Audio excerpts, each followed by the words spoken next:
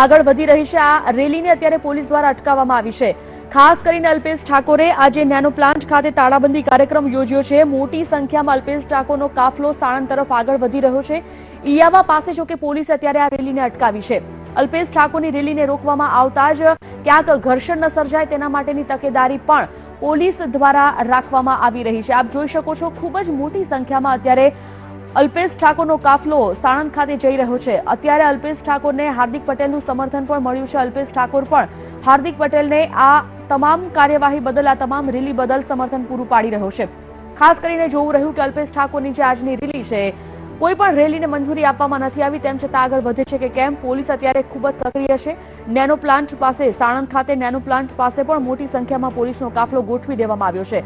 પરંતુ ક્યાંક ને ક્યાંક અલ્પેશ ઠાકોરે થોડીવાર પહેલા જ નિવેદન આપ્યું હતું કે તેઓ કોઈ ઘર્ષણ નથી ઈચ્છતા, પરંતુ ઘર્ષણ ન થાય તેના માટેની જવાબદારી ફક્ત અને ફક્ત પોલીસની નથી। આ તમામ લોકોએ પણ જાગૃતતા દાખવીને એક વાત કેળવવાની જરૂર છે કે ક્યાંક ને ક્યાંક જો ઘર્ષણ થાય છે તો એનું નુકસાન ગુજરાત રાજ્યને અને જે તે જનતાને જ ભોગવવું પડશે। જે સમાચાર અત્યારે મળી રહ્યા છે તે મુજબ અલ્પેશ ઠાકોરની અટકાયત કરી દેવાય છે અને આ અટકાયતી દોર અત્યારે પોલીસ દ્વારા શરૂ કરવામાં આવ્યો છે। સાણંદ પોલીસે અત્યારે અલ્પેશ ઠાકોરની અટકાયત કરી છે। તો ઇયાવા પાસે આ રેલીને પહેલા રોકવામાં આવી હતી, પરંતુ ક્યાંક આ રેલી વધુ આગળ પડતી હોય, પોલીસના તાબામાંથી બહાર જતી હોય તેવું લાગતા જ પોલીસે, સાણંદ પોલીસે અત્યારે અલ્પેશ ઠાકોરની અટકાયતી પગલાં ભર્યા છે।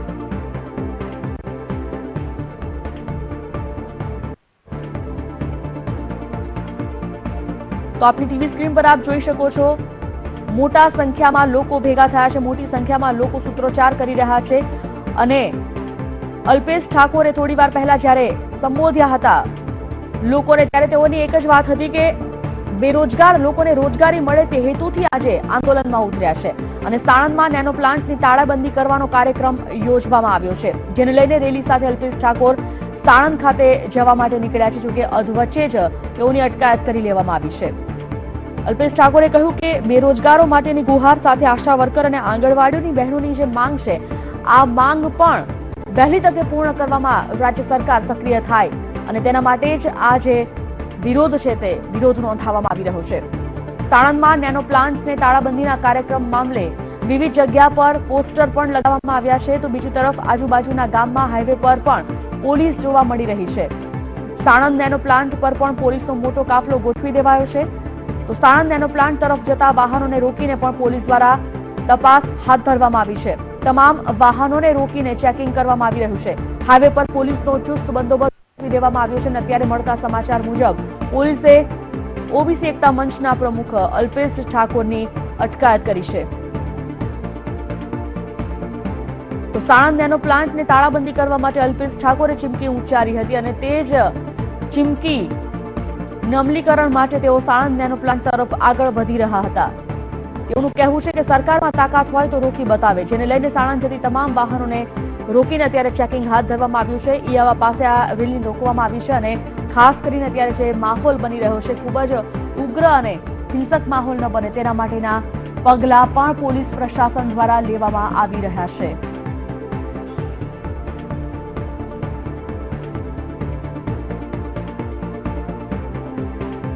ફરી એકવાર જોડાઈ ગઈ બંને ગેસ્ટ સાથે, ગોરધનભાઈ ઝડફિયા અને પ્રજ્ઞેશભાઈ તેવર આપની સાથે છે। તેમની સાથે પ્રજ્ઞેશભાઈ આપના તરફ આવવા માંગીશું। પ્રજ્ઞેશભાઈ, ક્યાંક ને ક્યાંક આપે થોડી વાર પહેલા જ જણાવ્યું કે જ્યાં સુધી કોઈ આંદોલન નથી થતા ત્યાં સુધી રાજ્ય સરકાર સક્રિય નથી થતી, એટલે કે રજૂઆતોથી વાત નથી બનતી, પરંતુ વાત એ છે કે રજૂઆતો કરવાની જે સ્ટાઇલ છે, રજૂઆતો કરવા માટેનો જે રસ્તો છે, તે ક્યાંક ને ક્યાંક એક આંદોલન સ્વરૂપે જ છે।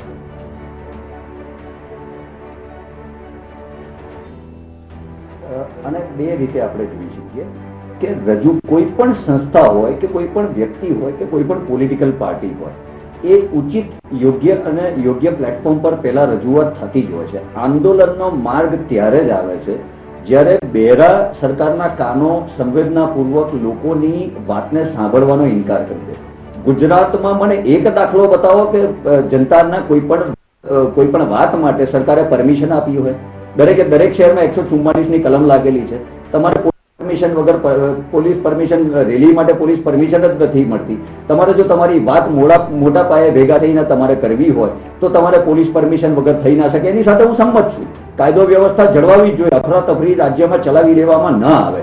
પણ ભારતીય જનતા પાસે ફક્ત પોલીસ જ છે કે એ પોલીસનો ઉપયોગ કરીને જેમ પણ કોઈ પણ અવાજ ઉઠે, ચાહે રોજગાર માંગો, ચાહે નલિયાકાંડની પીડિતા માટે ન્યાય માંગો, ચાહે ગુજરાતના ચાલતા ભ્રષ્ટાચારો બાબતે તમે અવાજ ઉઠાવવા માટે માંગતા હો, અને આંદોલન, રસ્તા પર ઉતરી રેલી કાઢવી, એ લોકોમાં એક જાગૃતિ આવે, શું થઈ રહ્યું છે આપણા પ્રદેશમાં, શું થઈ રહ્યું છે એને વ્યક્ત કરવાનો એક રસ્તો પણ છે. એને શાંતિપ્રિય રીતે પણ થઈ શકે છે. નલિયાકાંડ માટે શું ન્યાય માંગવો ખોટી બાબત છે? બેરોજગારો માટે રસ્તા પર આવવું ખોટી બાબત છે? નેનોના પ્લાન્ટને તાળાબંધી કરવાની જે અલ્પેશ ઠાકોરે ચીમકી ઉચ્ચારી છે એ સિમ્બોલિક છે, એને બીજી રીતે મૂલવો તમે. આ જ નેનોને 33,000 કરોડની જાત જાતની સખાવતો ગુજરાત સરકારે આપી છે. ઘરના છોકરા ઘંટી ચાળે ને બાવાને આટો જેવો જે ઘાટ ગુજરાત સરકારે યુવાનોનો કર્યો છે. ગુજરાતના તમામ શહેરોમાંથી યુવાનો બેરોજગાર છે. ખેડૂતોની હાલત કફોડી છે. આજે ગૃહમાં જે દાંધલ થઈ ખેડૂતોના મુદ્દે થઈ છે. યુપીમાં તમે જાત જાતની જાહેરાતો કરો છો કે ખેડૂતોના દેવા માફ કરી દઈશું, 50% સસ્તી વીજળી આપીશું, 24 કલાક વીજળી આપીશું. ગૃહની અત્યારે આપણે જે વાત ઉચ્ચારી છે તેની પ્રજ્ઞેશભાઈ, જ્યારે હેલ્ધી ડિબેટની વાત ચાલતી હોય, એક વાત છે કે બંને પક્ષ એક સક્ષમ પક્ષ છે, બંને પક્ષના જે નેતાઓ છે કદાવર નેતાઓ છે, બંને પક્ષના નેતાઓ સારી એવી સમજણ પણ ધરાવે છે. તેમ છતાં ગૃહમાં આ બધી બાબતોથી હોબાળો થવો એ એક બિલકુલ મેચ્યોરિટી નથી. ગૃહની સન્માન જાળવવાની જ્યારે વાત હોય તો તે તમામ જવાબદારી એ સભ્યોની જ હોય છે, ધારાસભ્યોની જ હોય છે. એટલે તમે એ વાતથી એને મૂલવો કે આ હોબાળો કરવો એ યોગ્ય હતો કે રાજ્ય સરકાર નથી સાંભળતી તેના માટે આ હોબાળો કરવો પડ્યો, એ ખરેખર આપના મતે યોગ્ય છે ખરું? એક બહુ સ્પષ્ટતાપૂર્વક કહેવા માંગુ છું, વિધાનસભા એ લોકોના પ્રશ્નોની રજૂઆત કરવાનું ઉત્તમ સ્થળ છે. નેતાઓ તમામ પક્ષે, બંને પક્ષે અમુક નેતાઓ મેચ્યોર છે. આ જે ધાંધલમાંથી ખેડૂતોની આત્મહત્યા બાબતે એ ખૂબ ગંભીર મુદ્દો છે. ગુજરાતના 14 લાખ ખેડૂતો જ્યારે પરેશાન હોય ત્યારે કોંગ્રેસ શું શાંતિથી બેસી રહેશે? પોતાનો અવાજ ઉગ્ર કરશે જ, કારણ કે આ સરકાર બેરાકાનની સરકાર છે, બિલકુલ સાંભળતી નથી. પોતાની વાત કરવા સિવાય એમને વાત સાંભળવામાં રસ નથી. એટલે બટ નેચરલ છે કે વિધાનસભામાં એક ઉગ્ર વાતાવરણ સર્જાયું કે અસંખ્ય 5,000+ ખેડૂતો, જ્યારે 7,500+ ખેડૂતો આત્મહત્યા કરી ચૂક્યા છે, ત્યારે શું કોંગ્રેસે બેસીને શાંતિથી તમાશો જોવાનો? જ્યારે કોંગ્રેસ પોતાની વાત ઉગ્ર સ્વરૂપે રજૂ કરે છે ત્યારે ભારતીય જનતા પાર્ટી જેમ કેમ પ્રકારે જાત જાતના ગતકડા આપણે ગોરધનભાઈ પાસે જઈએ છીએ. પ્રજ્ઞેશભાઈ, અત્યારે આપણે આ ચર્ચા અત્યારે આપણે સાણંદ જે પ્લાન્ટમાં આ હોબાળો મચ્યો છે તેના વિશે આપણે ચર્ચા આગળ વધારીએ છીએ. ગોરધનભાઈ, જી ગોરધનભાઈ, આપ કઈ કહેવા માંગો છો? જી, હું એ કહેવા માંગુ છું જે માન્ય કોંગ્રેસના નેતા જે કહેતા હતા એના સંદર્ભમાં જ કહેવા માંગુ છું કે વિધાનસભાનું એક ડેકોરમ હોય છે અને કોંગ્રેસે આ ભૂતકાળમાં અનેક વાર આ ડેકોરમ તોડ્યું છે, એના અમે સાક્ષી છીએ. સવાલ કંઈ પણ હોય તો એની રજૂઆતો કરવાની હોય, એની વ્યવસ્થા કરવાની હોય, એની શાંતિમય પદ્ધતિ હોય, પણ વિધાનસભામાં આવા પ્રકારના દ્રશ્યો સર્જાય અને જેને કારણે ગુજરાતની લોકશાહીને કલંક લાગે એવું કૃત્ય થાય. આપણે અત્યારે વિધાનસભાથી સહેજ આ મુદ્દો હટાવીને અત્યારે અલ્પેશ ઠાકોર અત્યારે જે રેલી યોજી રહ્યા છે તેના પર આપણે ફોકસ કરવું છે.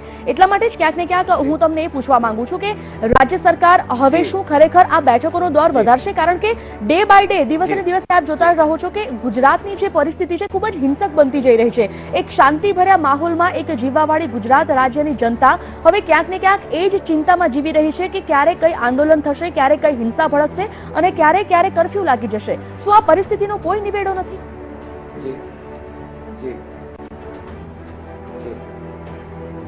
નિવેડો છે.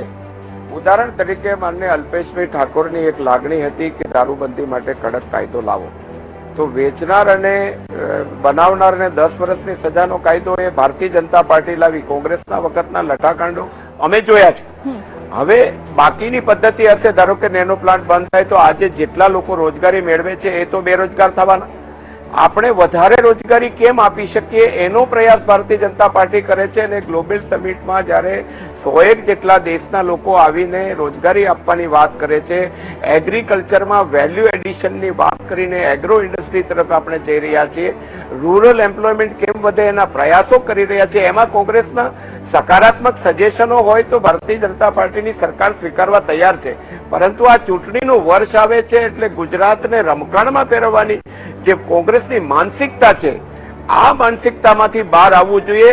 પોલિટિકલ પાર્ટી તરીકે you have all the right to fight democratically, અને તમારે લોકશાહી રીતે પ્રજા કે ડિમોનેટાઇઝેશનમાં ઘણા પ્રયત્નો કર્યા ઉશ્કેરવાના, પ્રજા સાથે ના થઈ.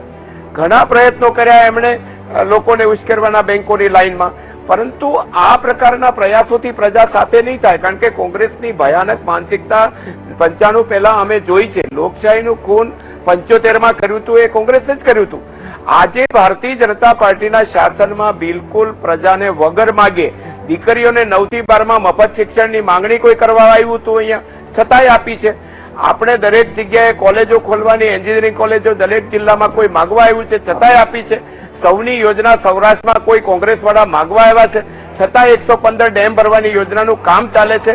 કોઈ માગ્યા વગર પણ ગુજરાતની પ્રજાને શું જોઈએ છે, નાનામાં નાના માણસ એની ચિંતા કરીને જયારે યોજના બને છે ત્યારે એની અંદર સજેશનો આપી.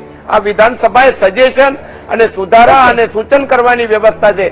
વિધાનસભાએ તોડફોડ કરીને મહિલા ધારાસભ્ય કે બાકીના પર હુમલો કરવાની આ જગ્યા નથી. ગોરધનભાઈ, પ્રજ્ઞેશભાઈ કે કહેવા માંગે છે, પરંતુ તે પહેલા એક વાત હું કહેવા માંગુ છું. પ્રજ્ઞેશભાઈ, આપને સાંભળીએ છીએ. ગોરધનભાઈ, અત્યારે થોડી વાર પહેલા જ આપે જે વાત જણાવી કે જે બુટલેગરો છે, જે દારૂનું વેચાણ કરે છે, એક તો દારૂબંધીનો કાયદો છે, પરંતુ જે લોકો દારૂનું વેચાણ કરે છે તેમના પર કાયદો રાજ્ય સરકારે બનાવ્યો છે. કાયદો બનાવવો અને કાયદાનો અમલ થવો એ બે વચ્ચે ઘણો મોટો તફાવત છે, કારણ કે ગુજરાત રાજ્યમાં જેટલો કડક કાયદો દારૂબંધીનો છે એટલો જ અમલ પણ ઇઝીલી થઈ જાય છે. એ સૌ કોઈ ગુજરાત રાજ્યની જનતા એ અમલીકરણ માટે રાજ્ય સરકારે શું ખાસ પગલાં ભર્યા છે? જી, ચોક્કસપણે જ્યાં જ્યાં માહિતી મળી છે, હમણાં ગમે તેવા ચમરબંધીઓએ પણ જો આ કૃત્ય કર્યું હોય તો એને કોઈ દબાણવશ છોડ્યા નથી. સવાલ દારૂબંધી બાબતમાં બહુ લાંબી ચર્ચા થઈ હતી, જ્યારે મારા વખતે પણ ઘણા લોકો રજૂઆત કરતા હતા કે અહીંયા છૂટી કરો, અમે 6000 કરોડ રૂપિયાની એક્સાઇઝ ગુમાવી છે, તો શું 6000 કરોડ રૂપિયાનો ગુજરાતના યુવાનોને અમારે દારૂ પાઈ દેવો? કોલેજોમાં અત્યારે જ્યાં અત્યારે કોકા કોલા પીવે છે ત્યાં અમારે બિયર બાર ખોલી દેવા? આવા પ્રકારની માનસિકતા, સરકાર હંમેશા પ્રયત્નશીલ છે, પણ સમાજની જાગૃતતા, સામાજિક સંસ્થાઓ, NGO, ધાર્મિક સંસ્થાઓ, આ બધાએ આપણે સાથે મળીને ગુજરાતમાંથી આ બધી દૂર કરવાની છે. કાયદો તો બનાવ્યો જ છે, પરંતુ પ્રજાએ જાગૃત થઈને જેટલી માહિતી મળે એ સરકારને આપે. તો હું જવાબદાર વ્યક્તિ તરીકે પાર્ટીમાંથી કહું છું કે રાતના 12 વાગે પણ અમને કોઈ માહિતી આપે તો અમે કોઈને છોડવાના નથી, પણ પ્રજાના સહયોગની આમાં ખૂબ જરૂર છે. અને હું વિનંતી કરીએ છીએ ગુજરાતની પ્રજાને કે આ દીકરાઓને જે દૂધ પીવાનું હોય એ દૂધ નથી મળતું, એ મળતું થાય એ માટે અમે કટિબદ્ધ છીએ. પ્રજ્ઞેશભાઈ કઈ આ વિશે કહેવા માંગે છે? જી પ્રજ્ઞેશભાઈ. ગોરધનભાઈ ખૂબ સન્માનનીય વ્યક્તિ છે, ગુજરાતના એક્સ હોમ મિનિસ્ટર રહી ચૂક્યા છે, એટલે કદાચ કાયદો એ મારા કરતા વધારે સારી રીતે જાણે છે ને અમલીકરણ કેવી રીતે કરાવવું એ પણ વધારે સારી રીતે સમજી શકે છે. તેઓ જ્યારે હોમ મિનિસ્ટર હતા ત્યારે પણ આ જ ભાષણ હતું જે અત્યારે એમણે આપ્યું કે આપણે કાયદો છે, આપણે સહકારની જરૂર છે. તો 10 વર્ષમાં ભારતીય જનતા પાર્ટીની સરકારે કર્યું શું? એમને કાયદો ઇમ્પ્લિમેન્ટ કરાવતા પણ નથી આવ્યો. નંબર 2, ગુજરાતમાં રાત્રે 1 વાગે દૂધ જોઈતું હોય તો કદાચ મળવામાં મુશ્કેલી થશે, પણ ફોન પર દારૂની હોમ ડિલિવરી મળે છે એવું ઘણા બધા વરિષ્ઠ નેતાઓ કહી ચૂક્યા છે, અને અસંખ્ય વાર મીડિયામાં પણ પ્રદર્શિત થઈ ચૂક્યું છે. અસંખ્ય દારૂની રેડો પણ પડી ચૂકી છે. ભાઈ અલ્પેશ ઠાકોરે પણ દારૂના અડ્ડાઓ પર રેડ પાડી છે. હમણાં 10 દિવસ પહેલા વડોદરામાં પણ આ પ્રકારની રેડ પડી છે, જેમાં જનતાએ દારૂના અડ્ડા પર રેડ પાડી. જનતાને જો ખબર પડે છે કે દારૂથી પ્રોબ્લેમ છે તો પોલીસને નથી ખબર પડતી.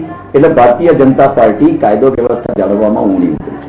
નંબર 2, એમનું પોલીસ એમના બંદોબસ્તમાં આંદોલનો દબાવવામાંથી નવરું પડે તો દારૂબંધી તરફ ધ્યાન આપે.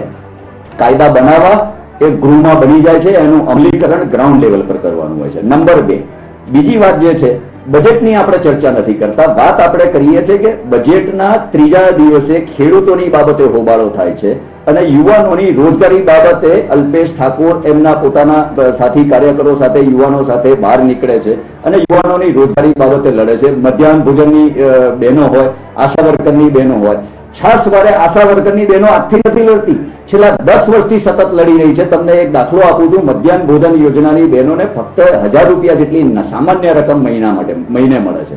એ પણ 4-4, 5-5 મહિને થાય છે. ગુજરાત સરકાર નીત નવા જાતના મસ્ત મોટા દાવાઓ કરે છે, પણ ગ્રાઉન્ડ લેવલ પર મધ્યાહન ભોજન યોજનાની બહેનો જો કદાચ આ સાંભળતી હશે તો ચોક્કસ મારી વાત સાથે સંમત થશે. એમને પગાર પણ 4-4, 5-5 મહિને મળે છે, જ્યારે ભારતીય જનતા પાર્ટી એવું રૂડું રૂપાળું પિક્ચર ઉભું કરે છે જાણે ઓલ ઇઝ વેલ. જો ખરેખર ઓલ ઇઝ વેલ તો આજે બજેટ નિષ્ફળ છે એનો પણ આ એક નમૂનો છે કે બજેટ આવ્યું છે, યુવાનોએ આશા દીધી કે આ બજેટ પછી ગુજરાત સરકાર ફક્ત દેવું રોજગાર વિષય પર પરત ફરીએ છીએ. ગોરધનભાઈ પાસે જઈશું. યુવાની વાત કરશે પણ છે નહીં. યુવાનોને નોકરી મળે એવી કોઈ પણ જગ્યા દેખાતી નથી. આ યુવાનો ફ્રસ્ટ્રેટ થઈને બહાર આવે છે કે ભાઈ તમે વાતો કરો છો, અમારી રોજગારની આજ મુદ્દો ઉઠાવીએ છે. ગોરધનભાઈ, ક્યાંક ને ક્યાંક આશા વર્કર બહેનો અને આંગણવાડી બહેનોની જે વળતર છે એને કામનું જે પગાર આપવામાં આવે છે એ પગારનું ધોરણ ખૂબ જ ઓછું છે. કારણ કે ક્યાંક ને ક્યાંક આપણે અત્યારે જોયું છે કે મોંઘવારી એટલી બધી વધી રહી છે અને તેની સામે 1000, 1200 કે 1500 રૂપિયા વળતર આપવું એ નથી પોસાઈ રહ્યું. અને તેના કારણે અલ્પેશ ઠાકોરે પણ અત્યારે થોડી વાર પહેલા જયારે મીડિયા સાથે વાતચીત કરી ત્યારે તેમનું પણ કહેવું હતું કે આ બેરોજગારો માટેની તો લડાઈ છે જ રોજગાર માટેની, પરંતુ આજે આશા વર્કર બહેનો અને આંગણવાડીની બહેનો છે તેમની માંગણી પણ ન્યાય અપાવવા માટેની છે.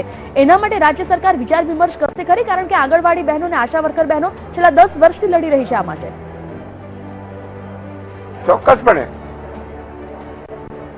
ચોક્કસપણે મધ્યાહન ભોજન યોજનાના આ બજેટમાં માનનીય મુખ્યમંત્રીશ્રીએ જ્યારે જાહેરાત કરી છે ત્યારે એમના પગાર ધોરણમાં કર્યો જ છે અને ફિક્સ પગારદારો માટેના જે ફિક્સ પગાર હતા એની અંદર પણ વધારો કર્યો છે.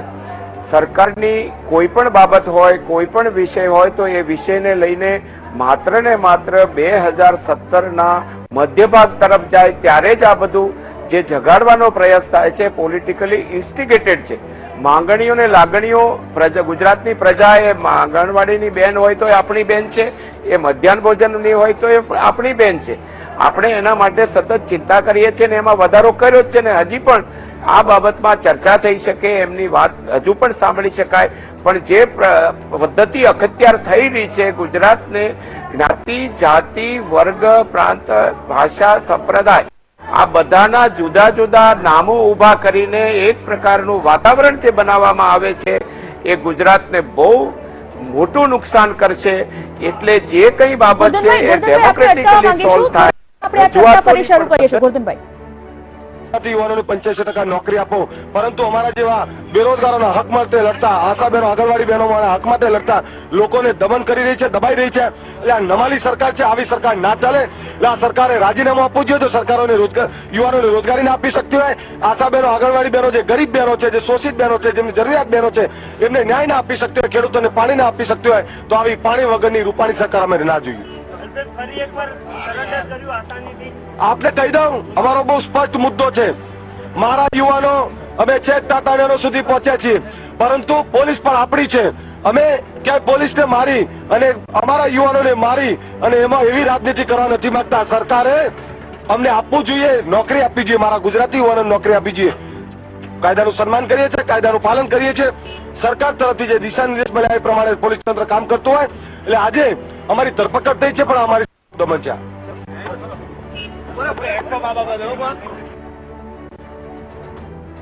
અલ્પેશ ઠાકોરે અત્યારે મીડિયા સાથે વાત કરતા જ કહ્યું કે જો ખરેખર રૂપાણી સરકાર બેરોજગારોને રોજગારી નહીં આપીએ તો આગામી સંજોગોમાં આ સરકારને જોવા જેવી થશે. ચૂંટણીમાં ક્યાંક ને ક્યાંક આ તમામ તેની અસર પડી શકે છે. ફરી એકવાર જોડાઈએ ગોરધનભાઈ પાસે અને પ્રજ્ઞેશભાઈ પાસે. ગોરધનભાઈ, સમયનો ખૂબ જ અભાવ છે, આપણે ખૂબ જ ટૂંકમાં આપણે ચર્ચા કરવી છે. એક છેલ્લો સવાલ આપને પૂછવા માંગીશ કે ખરેખર આ પ્રકારની પરિસ્થિતિ જો ગુજરાત રાજ્યમાં અવારનવાર બને છે, પ્રાથમિક પ્રશ્નો જો ખરેખર અવારનવાર સામે આવતા હોય છે તો આવતા વિધાનસભાની ચૂંટણીમાં તેની અસર પડશે તે ચોક્કસ છે. તેના માટે ક્યાંક ને ક્યાંક ટૂંકા ગાળામાં જ કોઈ પગલાં નક્કર ઉપાડવા પડશે. કેવા પ્રકારના?